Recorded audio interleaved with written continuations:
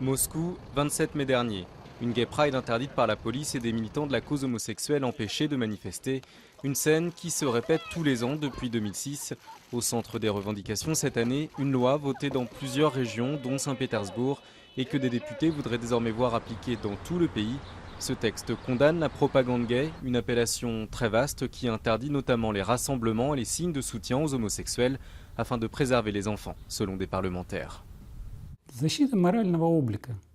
Il s'agit de protéger la morale d'un jeune homme qui n'est pas encore formé.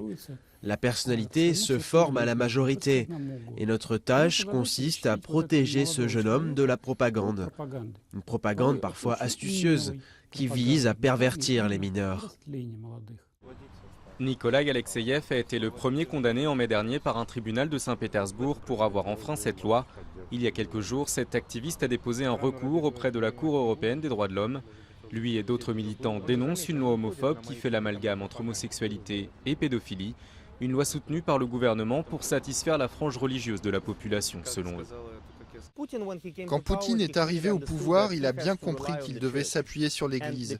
Et l'Église doit s'appuyer sur lui. C'est un accord qu'ils ont entre eux et cette situation les satisfait. La loi contre la propagande homosexuelle a été déposée à la Douma, la chambre basse du Parlement russe, fin mars dernier.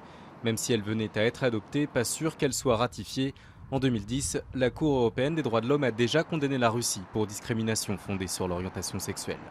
De son côté, la communauté homosexuelle russe, très discrète en raison de l'état d'esprit qui règne dans le pays, se sent stigmatisée. Cette vague inquisitrice contre l'homosexualité nous inquiète beaucoup, avec ses amendes et ses sanctions. C'est quelque chose qui existe dans tous les États totalitaires.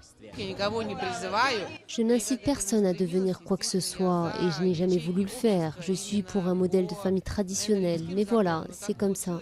Je suis une fille qui aime une fille. En Russie, l'homosexualité était considérée comme un crime jusqu'en 1993 et une maladie mentale jusqu'en 1999. Ces jeunes Russes espèrent au moins que cette loi permettra d'ouvrir le débat et donnera à chacun, y compris aux homosexuels, la possibilité de se faire entendre.